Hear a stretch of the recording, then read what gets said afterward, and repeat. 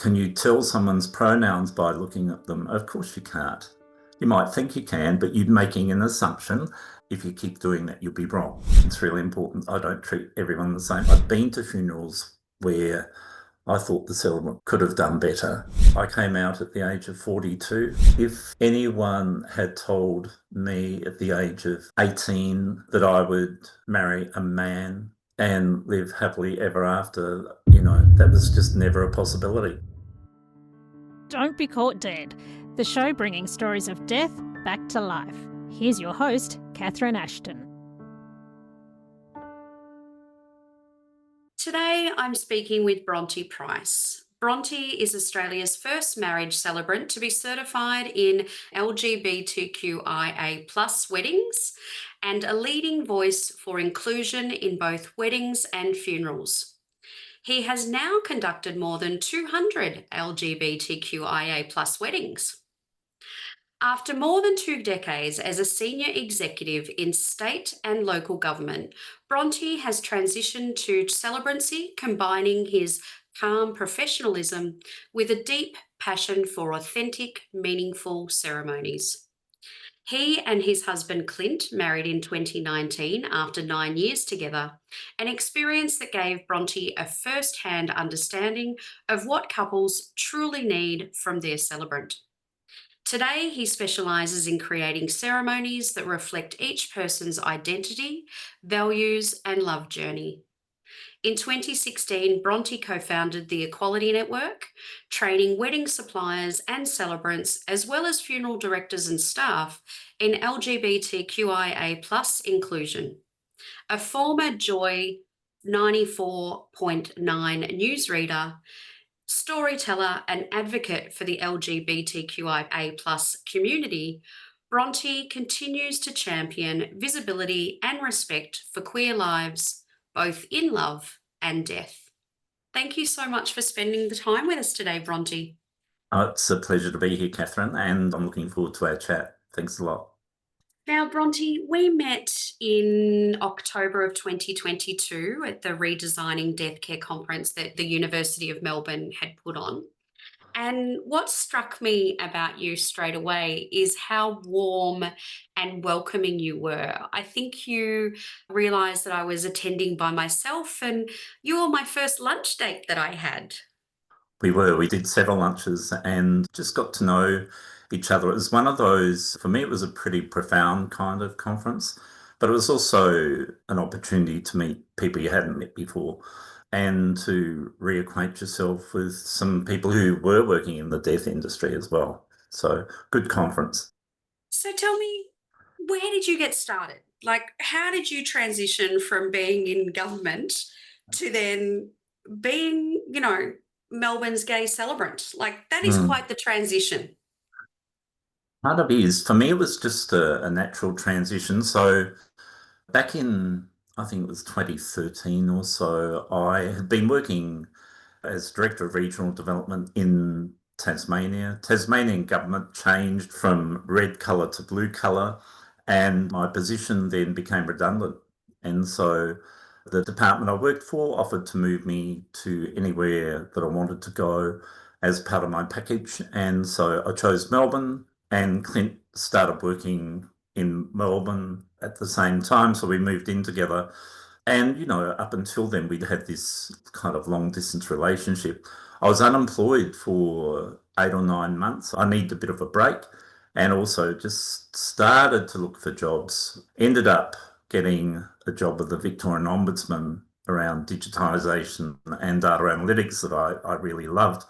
But in the meantime, my best friend Suzanne had suggested to me, have you ever thought of becoming a celebrant?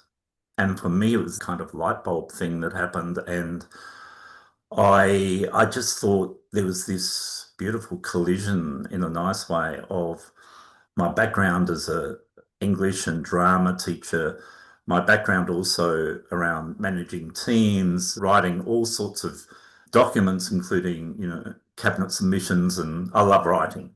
And so for me, it was one of those, why have I not thought of this before? So I'll always be eternally grateful to Suzanne for suggesting that I become a celebrant. And of course, by that afternoon after our phone call, I had enrolled in a course because you have to do a course with a registered training organisation.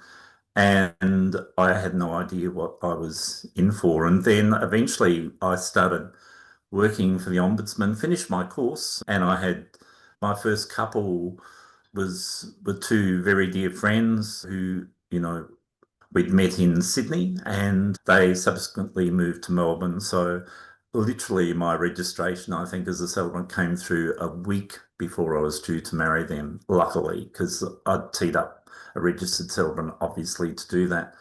So then it was a matter of, wow, what is this thing called celebrancy? And as part of the course, you have to design your website and write out your documents you're going to use and think about how you market yourself and so on. And honest to goodness, the words I'd used, for my website, I look back at them now and I think, what was even in your head? Like there were far too many words and of course you've got no images, so you have to rope in some friends to go to a park and make out I'm marrying them or having a commitment ceremony if they're LGBTIQA plus at that time. And so this was this incredible learning experience. I went to lots of wedding expos I had my stall there. I advertised lots. I very quickly got two websites. I've always had a straight website and a queer website as part of my business and two different businesses as well. So I eventually, and I threw way too much money down a rabbit hole that went nowhere, spending it on SEO that never really occurred.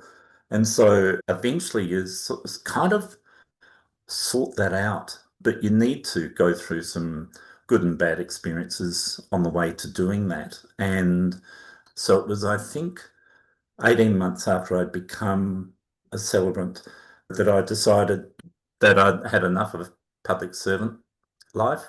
And so I tendered my resignation.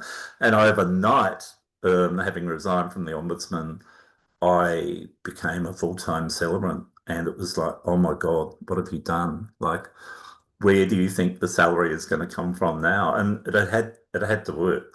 So that was in itself just a learning experience. It's been a great ride. And the transition has been really about just meeting people where they're at and helping them in whatever way you can.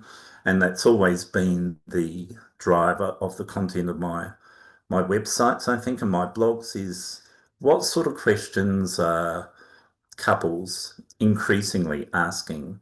And so putting that up as a help and of course getting the websites SEO'd and now GEO'd to the hilt as much as you can. And so I don't advertise anymore, ever, anywhere.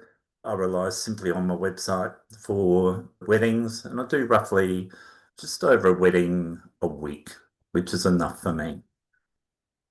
And tell me, Bronte, there's two things that intrigue me with that, how you got started. Firstly, is two websites, one straight, one gay. They're different audiences. The language is different. The images are different. The rituals and traditions, I think, should be different. In many cases with celebrancy, I think that's a rare exception. And the same for funerals, of course, should be, but rarely are. And people will say, well, we just treat everyone the same. My response to that would be, why on earth would you treat everyone the same? Because our culture as queer people, our language, our history, our struggles, our stories are completely different from a couple who is possibly not LGBTIQA plus.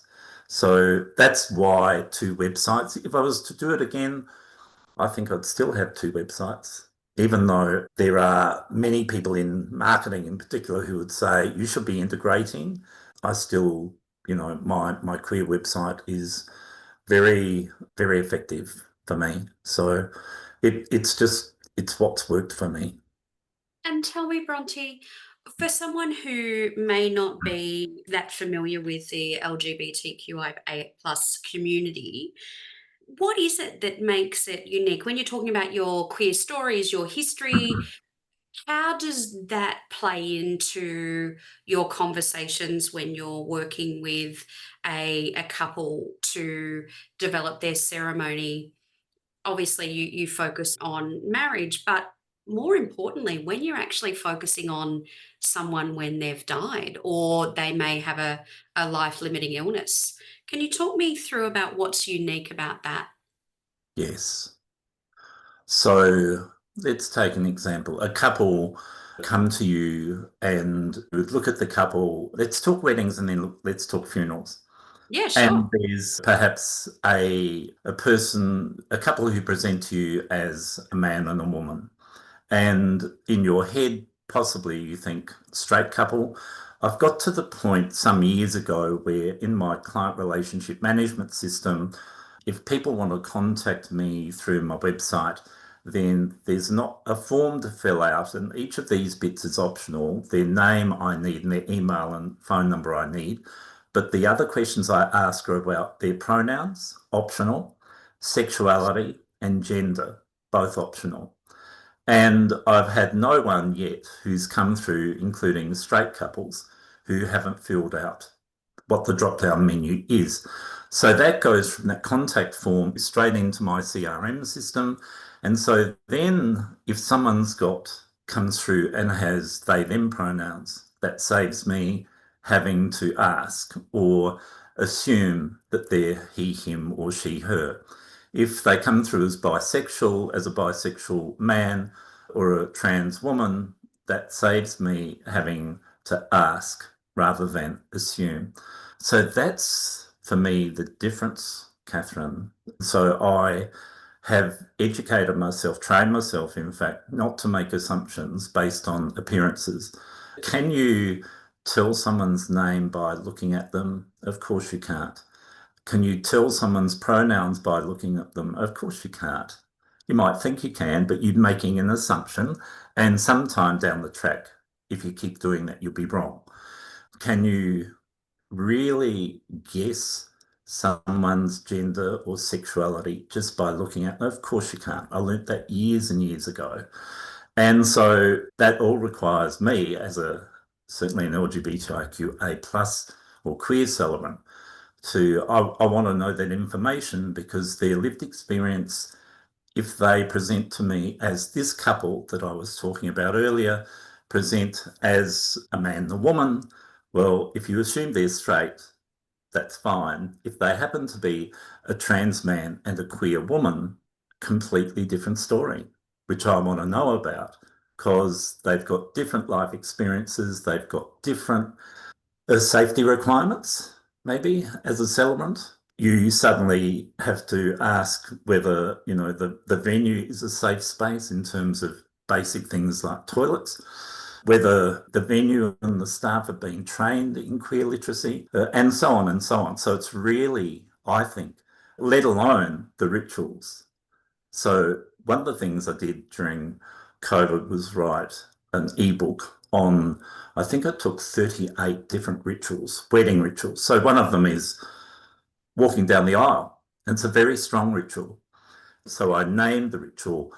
I talk about where did that originate? What's the origin of walking down the aisle? Why have two sides and why have this thing called an aisle with the processional? And then I think it's for each of those, I put three alternatives for queer couples. And one of them is don't have an aisle. Why would you have an aisle where, the origin was that this side and this side didn't know each other? So they'd take a side and she would walk down the aisle with her father, the man, to be handed over to another man as a piece of property back in the day, as an asset to this guy who is going to be her husband in a few minutes' time. And so that ritual doesn't make sense to a lot of queer couples. And so let's talk about having an entrance or not having an entrance via an aisle. So that sort of stuff. So that's what I talk about when I say I try really hard to offer alternatives that are not straight or heteronormative, as we call it. I've got to say, both the wedding and funeral industries are highly heteronormative, And that implies a bias, whether it's conscious or unconscious or both, that everyone is straight and that everyone is cisgender, and they're not.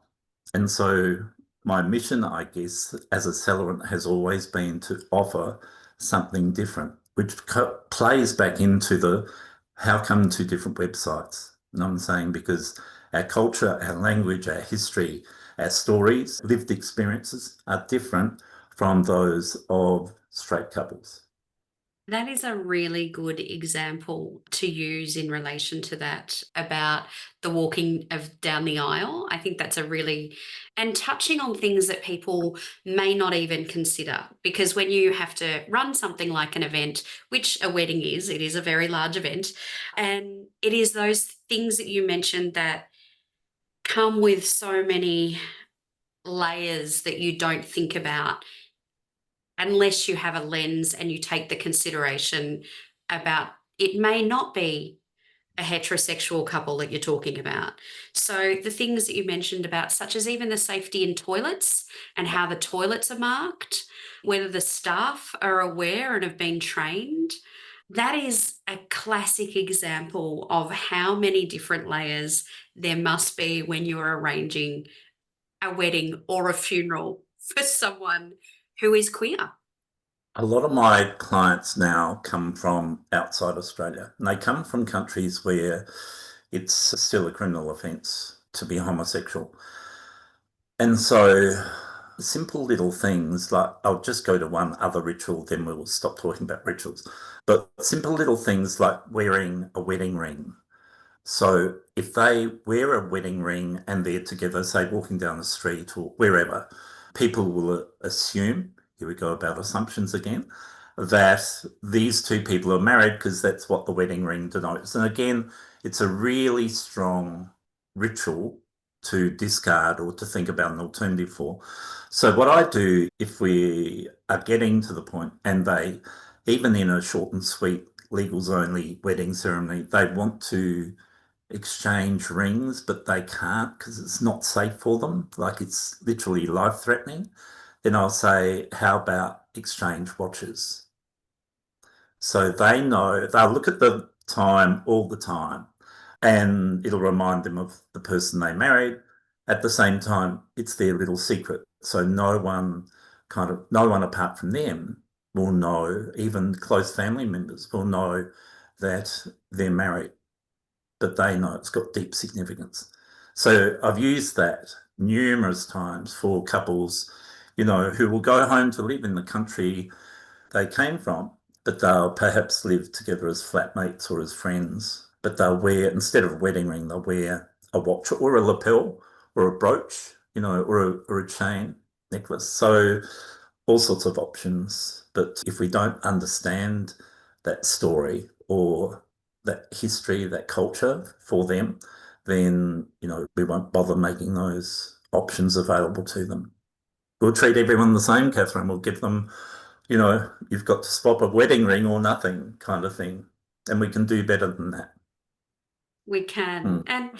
And some people may not be aware that it wasn't even in our own country until 1998. You mentioned Tasmania, that being homosexual was decriminalised. It took until that late in our own history, let alone when we actually introduced, gay marriage a lot later than that.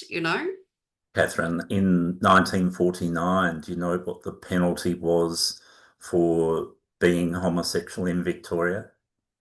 I think you're going to tell me, Bronte. It's the death penalty. And in 1949, it was commuted to 15 years of imprisonment for having had sexual relations with another man. It was exclusively for homosexual men, and it was about anal sex largely. And so someone caught having or having been dobbed in and, being accused of and then found guilty of that crime. Certainly, some men were hung at Pentridge for committing that crime. Others had to spend between 10 and 15 years in prison. 1949, Victoria. So it's within the lifetime of some people who are still very much alive, and that's a difference that people in the non-LGBTIQA plus community never have to face, presumably. So, yeah. So again, that's why I don't treat everyone the same. It's really important. I don't treat everyone the same. It's really important to me because they're not the same. And when we have a history that is steeped in it being a criminal offence Yeah. to be gay, how important now is that the work that you're doing with the Equality Network? We've just talked about considerations that a lot of people probably have never thought about in their life when they've gone to a public toilet. What that poses as a dilemma to someone who is queer and don't identify as two option gender, the cisgender of either male or female, and the icons that you're presented at when you go to a public toilet. So, with the work that you're doing with the Equality Network, Hmm. what sort of challenges do you see in the organisations that you work with? Oh, thank you. So it can range from just not being aware or not having any images of anyone who, I said before, you don't look gay or you don't look bisexual or whatever. But the implication often is that this is just a man and a woman, and often there's no diversity of age or ability or cultural background or any other kind of characteristic.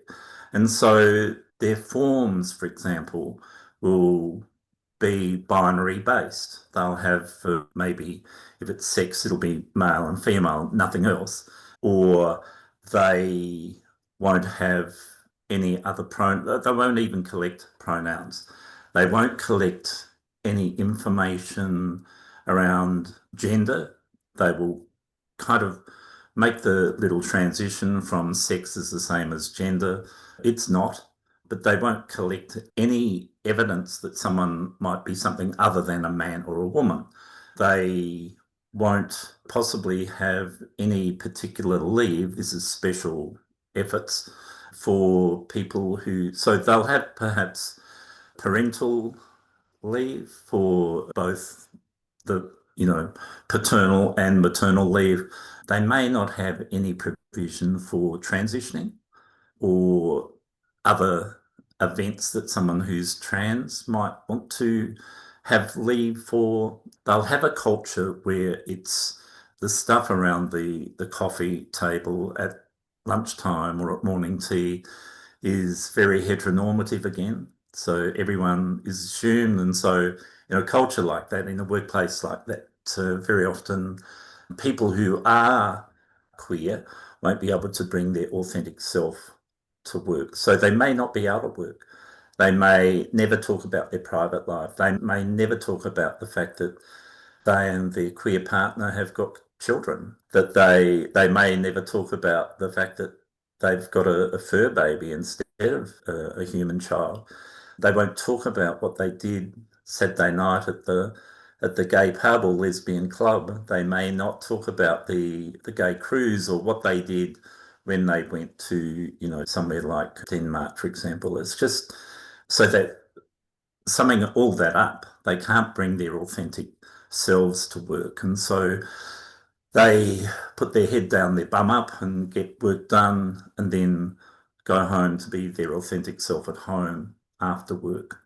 And so that's kind of fundamental, I think, at any workplace. So the work that I've been doing with an aged care provider based in Queensland since February has just been around all of that, changing, having a look at their processes and their systems and their forms and their website and the whole organisation and doing a large inclusion audit of all those things and then making some recommendations which then form the basis of a very solid piece of work over the next 12 months, including some inclusion training mandatory for all staff to do.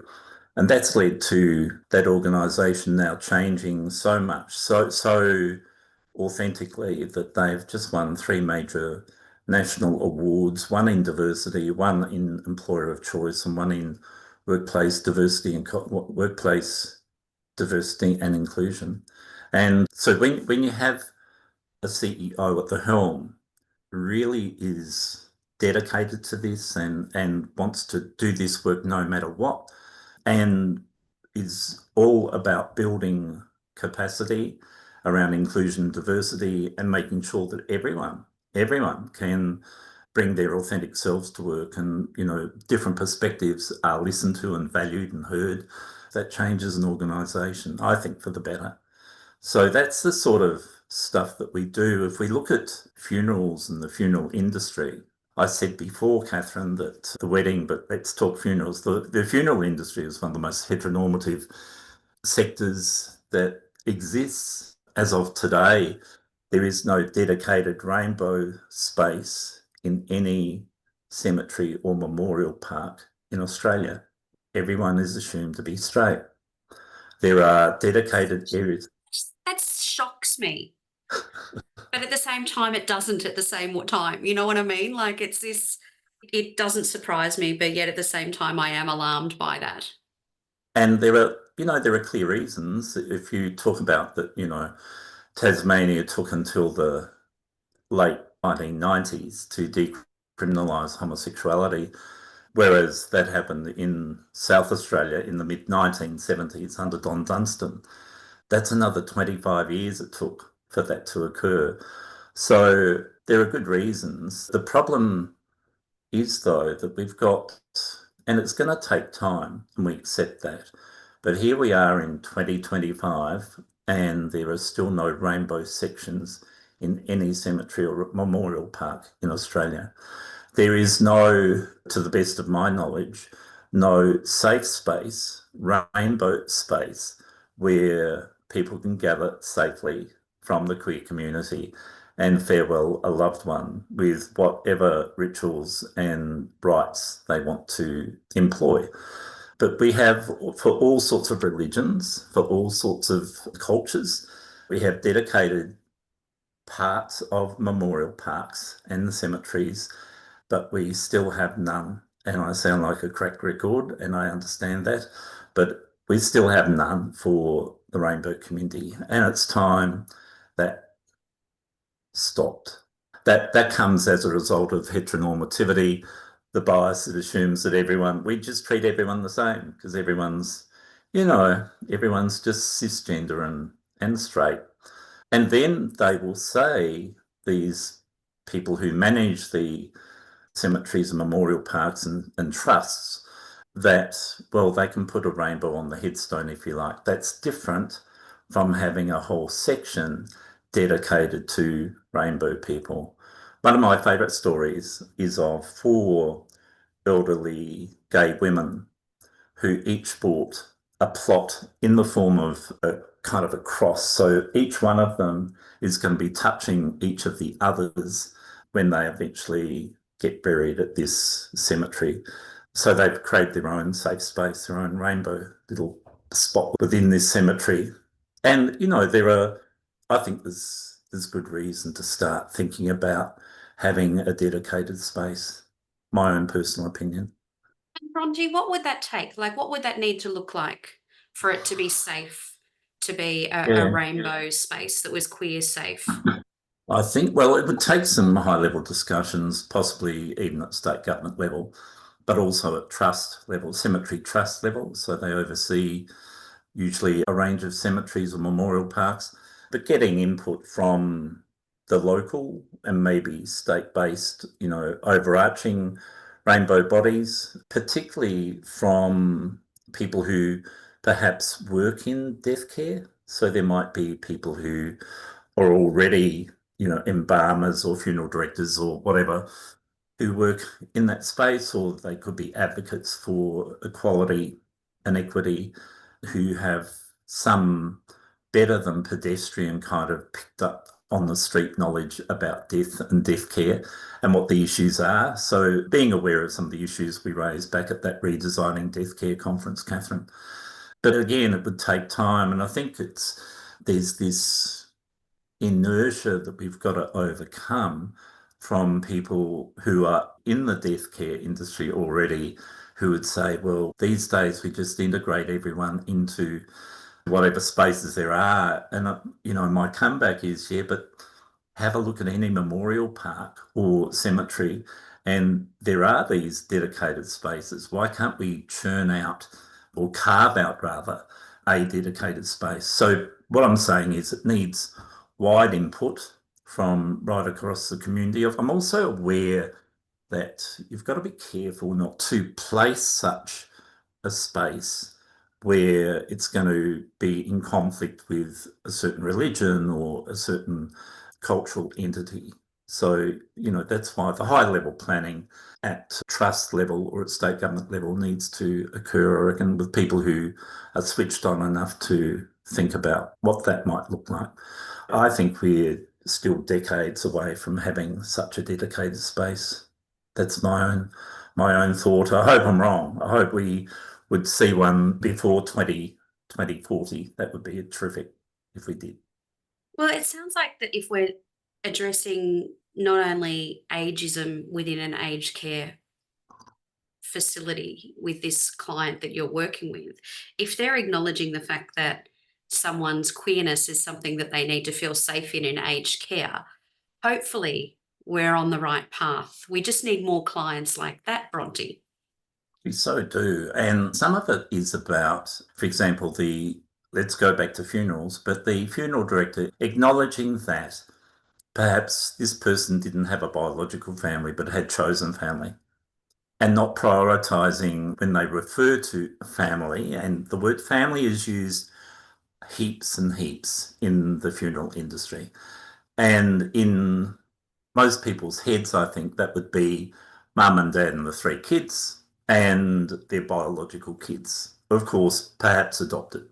But we've got to get into our head a wider understanding of this term family and the fact that it might be, chosen family could be really good friends. For some people who are queer people who are isolated, it might be their chosen family might be their hairdresser that they see once a month. Or it could be the postie who comes by and has a chat every day as they deliver the post. So it can be whoever they are. The really important thing I think to understand is that there's a really low take-up rate of the required or yes, I'll use the word required documentation within the queer community. So the rate, I've seen figures where there's somewhere between 12 and 18%, I think, of the LGBTIQA plus community have things like wills, advanced care directives, powers of attorney, and so on. So there's a whole education program needed, if you will, to talk about, well, what is a will? What happens if I don't have one? And I've got some friends who would say, well, I don't care. I haven't got kids. I haven't got family, as in biological family, and I've just got stuff. And I'm not going to be here to sort out the mess. So whatever happens, happens. I haven't got a will. I don't care. So moving from that point, possibly to getting them to at least understand why some of that documentation is kind of important, and also not just have it, but tell someone or make it visible. Like my will is here, or put a note behind the front door saying, if I die, then here's where you need to find these documents. That sort of stuff.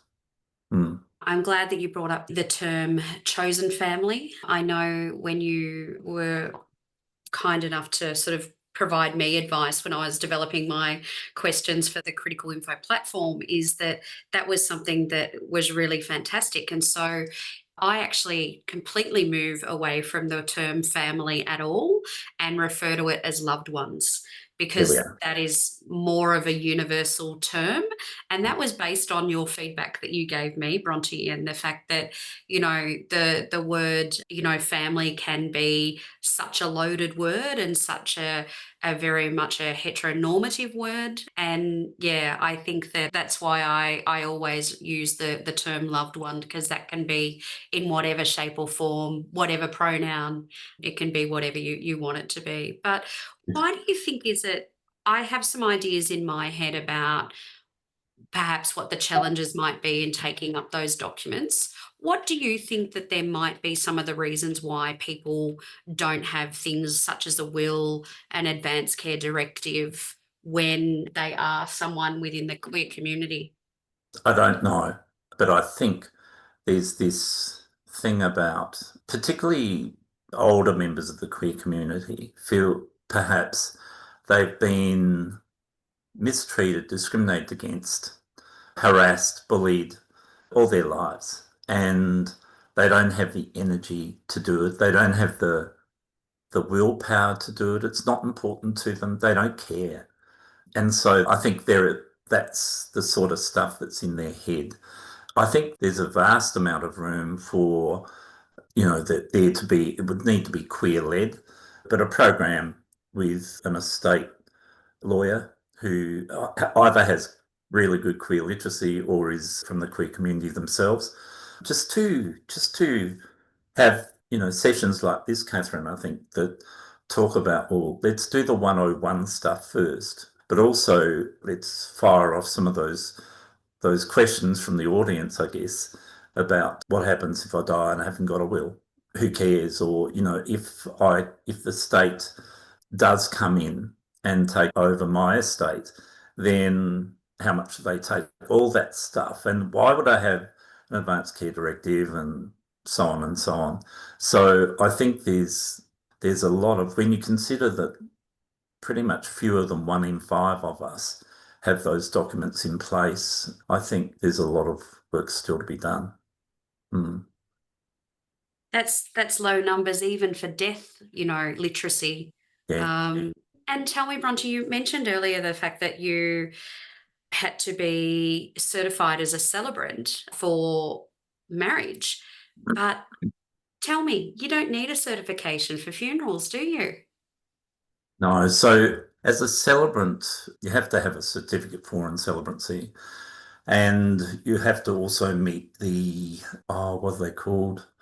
You're a suitable character. You have to have these character references and be subject to a police check by the Attorney General's Department. That takes roughly 3 months, but that's quite serious. But no, then I went on and I found this course that I did online in the United States, and it was around queer weddings because they had marriage equality before we did. And, when I became a celebrant for 4 years, the first 4 years, I wasn't able to marry anyone who was queer. And we had to offer them this consolation prize called a commitment ceremony. We actually had to say the words in front of their friends and family that this was not a legal ceremony. And when I married straight couples, I had to say the words that marriage is between a man and a woman. And it was just gut wrenching for some of the times to have to say those words, knowing that I was doing something for couples that no one could do for me and my partner at the time. So then, of course, to be a funeral celebrant, you don't need any qualifications at all. You can just, roll up, call yourself a funeral celebrant, and start work. And how you do that is, I guess, to liaise with various funeral directors, to have part of your website devoted to that, or all of your website, if you want, to devoted to funeral celebrancy. Get some really good runs on the board, get some reviews and testimonials, get some great blogs happening, and some good resources. And there are people out there who have spent years and years and years being fantastic celebrants. You hope they're doing, and the good ones are doing, really customized kind of funerals for people. And it's a very enjoyable job. It's a deeply kind of intimate job. You're dealing with people at their most vulnerable time of their life, people who are mourning, the loss of someone that they've loved. What I've found really inspiring is being called by someone to help them plan their funeral while they're alive. And that way, the funeral is completely authentic, and you're sitting with them and their partner if they're partnered, and you gain access to, some really interesting stories, I think. And you get to create this funeral that they actually want, not the kind of funeral that they left no clue about, or the family or their loved ones, sorry, had to guess about and make all sorts of assumptions about. That there are many of us who don't even have the conversation about whether we want to be cremated or whether we want to be buried and whether we want to have any ceremony at all and all that sort of stuff. And it's good. I think it's useful to have those conversations sometime while you still can have those conversations. It just makes the job so much easier for those loved ones who are left afterwards. And tell me, Bronte, do you remember the first funeral where you were a celebrant? Yeah, I do. And it was, you want to do a really good job with that. So I had previously done parts of, for example, my mum's funeral, and that was before I was a celebrant. That was 10 years before I was a celebrant. And so I knew a side of my mum that my two brothers didn't know. She was religious, and so I play piano and organ. So I played the pipe organ for the mingle music and for the hymns that she wanted. I knew the hymns she wanted. I also did a tribute to her as one of her sons. And I knew that she was a singer, she was a wedding singer, and she had had a recording made of her voice at a wedding. And the song was called I'll Walk Beside You. And so I had that recording played as we walked out of the church behind her casket, and there wasn't a dry eye in the church.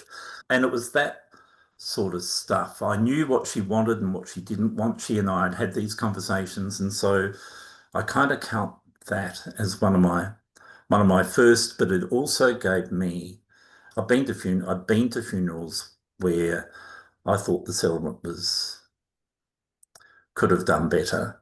It was different from weddings. And that was part of why I branched out into funeral celebrancy as well.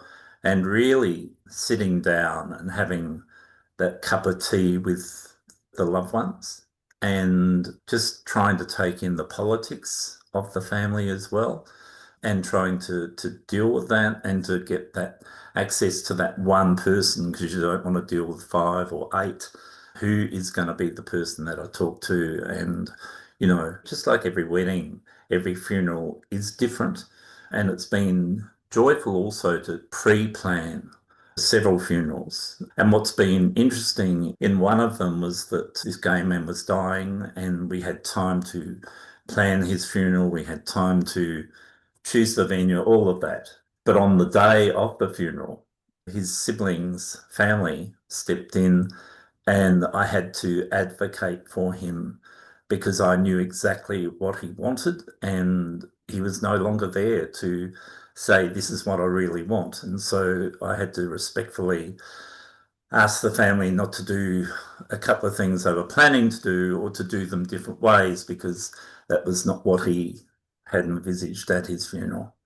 So part of it is also being that voice for that person because you know what they want because you've spent all that time with them pre-planning. And I always think that's such a privilege to actually be able to sit down with them, take as much of the emotion out of it as you can, but know you've got limited time to do this and you need to get it right.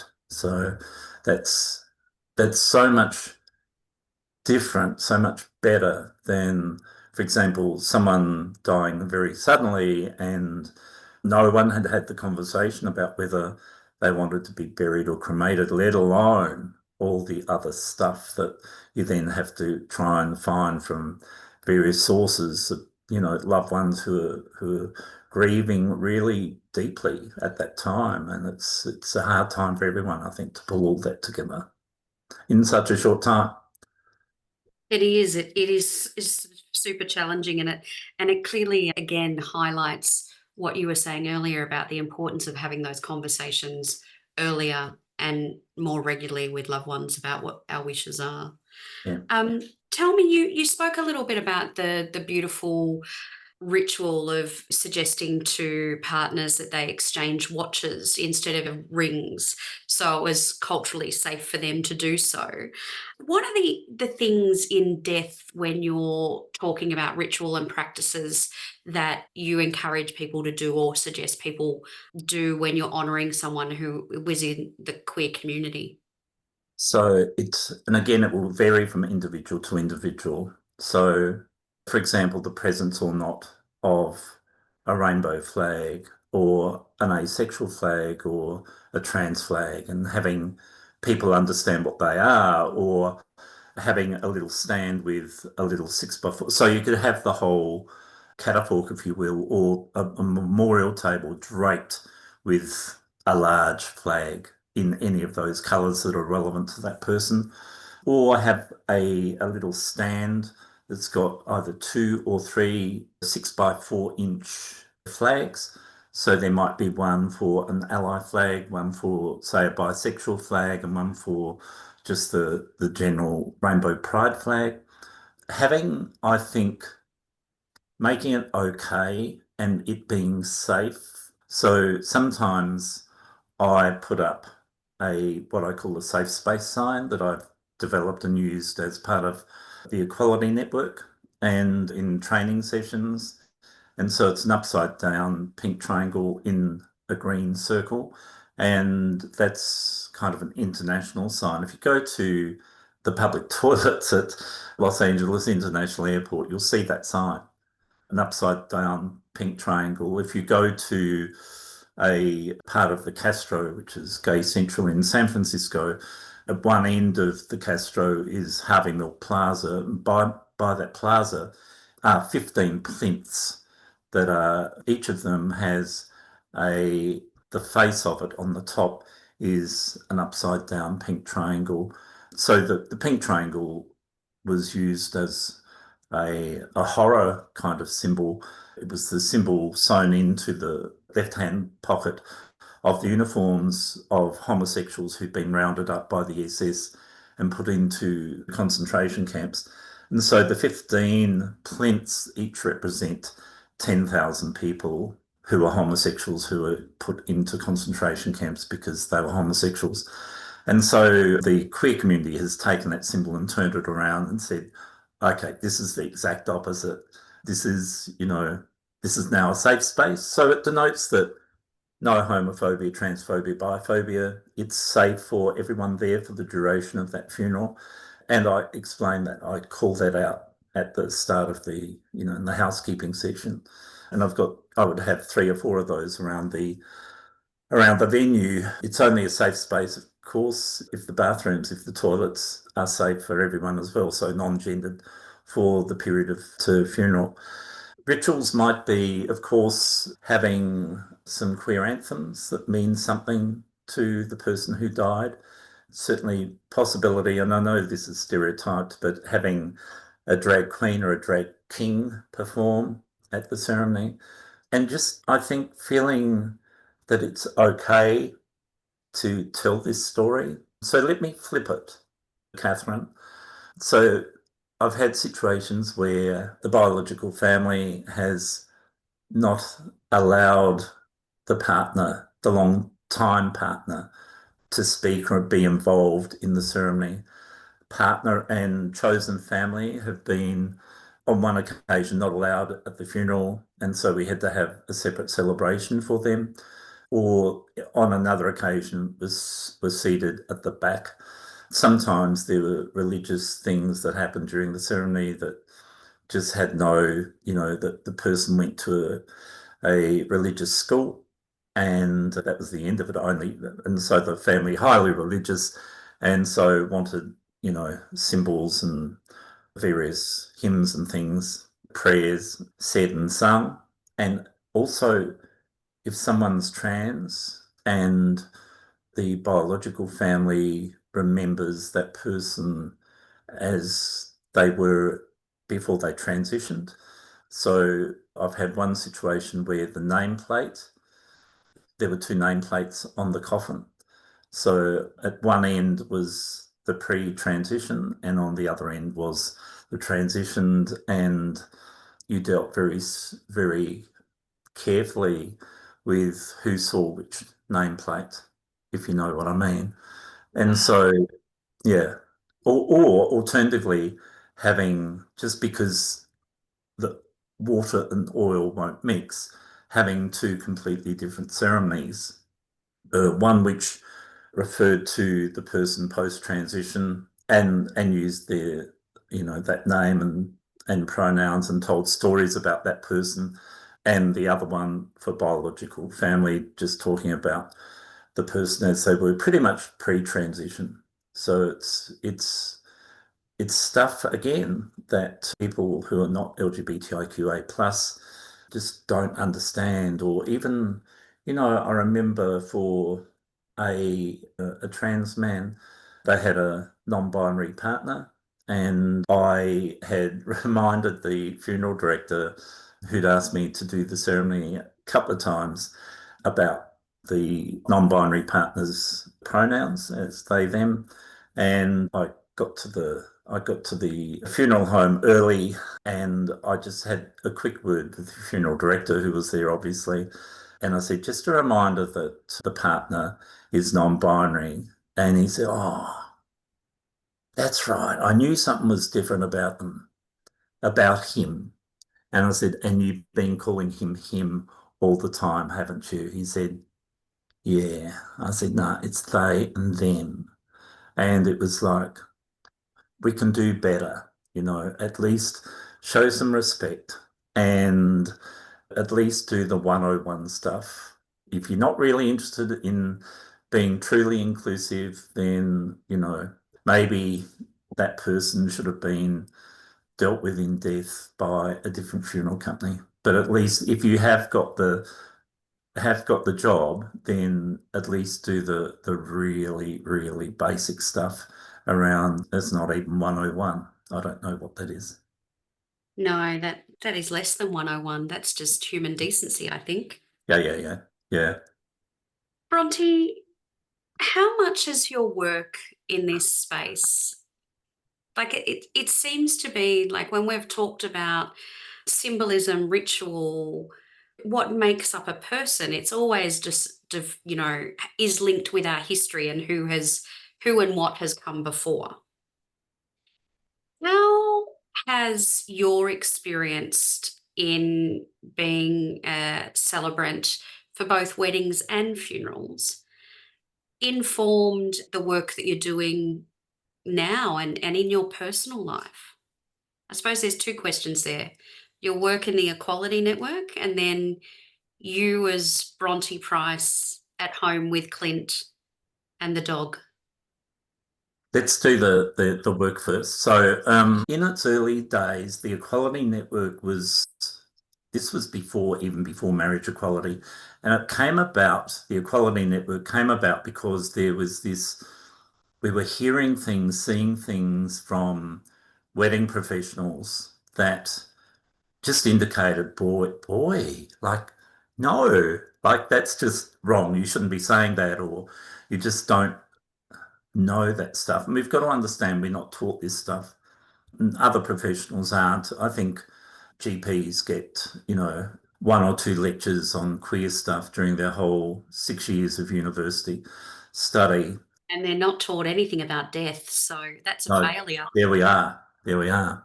And the same with other professions such as law. But I firstly focused on areas that I knew. So it was initially celebrants and then wedding venues, and then it became other professionals such as migration agents who help people come here and get married, and cake makers and so on and so on. And through that, it was just making people aware of, it certainly was the 101 stuff, but it also talked about some of the alternatives that we can do, because all of us need alternatives. If you're a car driver, if you're a venue, certainly, if you're a cake maker, you need alternatives that are not heteronormative. And then it began just through people I knew. I got asked to train someone who's a family lawyer. I got asked to train a whole firm of criminal lawyers. And I heard back from the CEO of that firm that at one stage she had been in court and the defendant was non-binary. And the police report, though, talked about him all the time, he and him. And so in court, it got to the point where this criminal lawyer suddenly respectfully educated the magistrate and the police prosecutor that how important pronouns were and that he, him didn't apply and that they, them were the appropriate one. And so there was this sudden little realization that change doesn't have to be massive. It just can be incremental and, step by step at a time.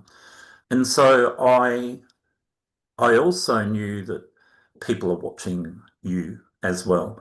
And so you need to show that, the stuff that you actually do, the stuff that you talk about. And so that helped me sharpen my website, I think. I think it also helped me sharpen the resources I make available to my people. It sharpened up the fact I remember taking that big leap of redesigning my contact form so it was inclusive and made things really easy and clear for everyone.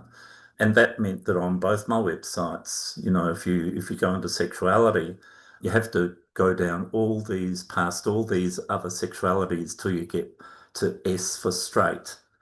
And as I said before, straight couples as well as queer couples have, if they want to engage me, and I'm sure that's helped clear out some of the chaff from the grain.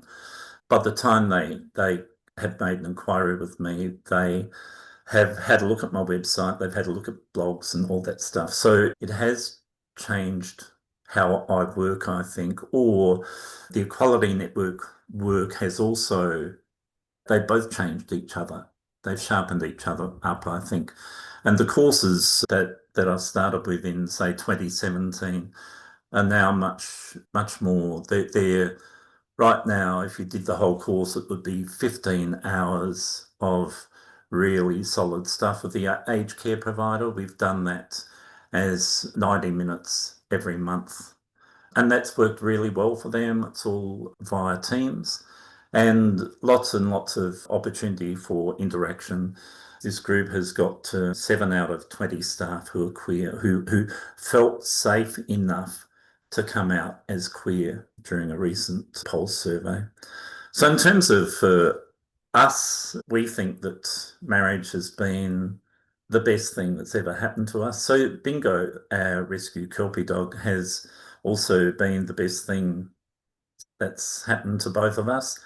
And, there's this saying where, people say that the dog rescued them as much as they rescued the dog. So Bingo's got a great life. We've got a great life because of Bingo as well, and because of each other.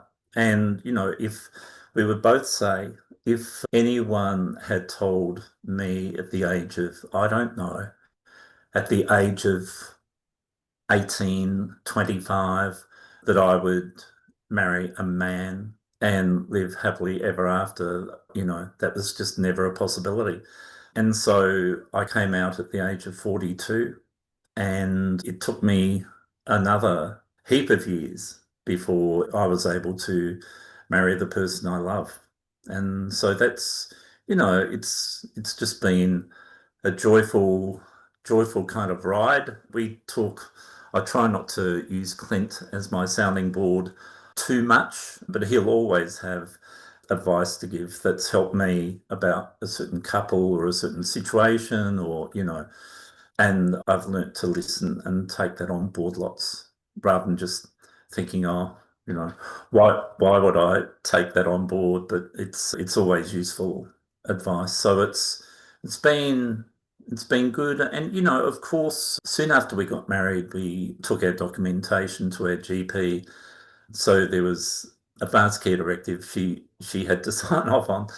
And gee, we walked in, we'd made a double appointment with her, and she looked at us and said, "What are you two thinking of doing?" And it was this, oh, no, no, we're just here because we thought we were doing the right thing getting these documents done, and we need you to sign off on this one. And it was like we kind of changed GPs not long after that because you need someone who's going to be on side and not thinking, wow, what are you two thinking of doing? So, hmm. There's so much bias in that last story that I can't even get my head around it, Bronte. I'm glad to hear that you changed your GP. Yes. Well, I can't thank you enough for your time today. Thank you so much for giving, myself and the listeners a little bit of insight into the way in which we view the world and the way in which we view others. And hopefully we do that without making assumptions. Thanks, Catherine. One of the things that as you get older, I think you become, I, I'll personalise it. I have become more at peace for the whole heap of things. I've got a friend who passed away a couple of years ago and she was 95, and I had known her since I was the age of 25. So a long, long time, many decades. And I taught her two children in my first school. And she would sometime, every now and then, particularly in the last 5 years of her life or so, we would ring several times a week each other. So we were very close to each other. And every now and then she'd drop this little comment that would say, my boy, at the end of the day, something is going to get each one of us. And I thought, that helps. Like that just, it could be, get struck by a bus. It could be that you get taken with a disease, but at the end of the day, something is going to get us. And the other thing that I have taken on board now for some years, I think, is that there's always unfinished business. There's always unfinished business. And so, if you didn't reach out to that person and make peace, if you didn't visit that old person and they died, if you didn't finish off that enormous family tree or that jigsaw puzzle, or you didn't get to play that piece of music again, or have that meal that you said you wanted as your last meal, there's always unfinished business, and that's okay. That's helped me. I think that's a really lovely way to end our conversation, Bronte. Thank you. Same. And Catherine, I've loved this. It's just been a beautiful chat. Thank you for asking me and for being open enough to consider some stuff that's queer. I will always have you at my table, Bronte Price. That's very kind. Okay, and good luck with this. Don't be caught dead forgetting to subscribe. And here are some more videos we know you'll love.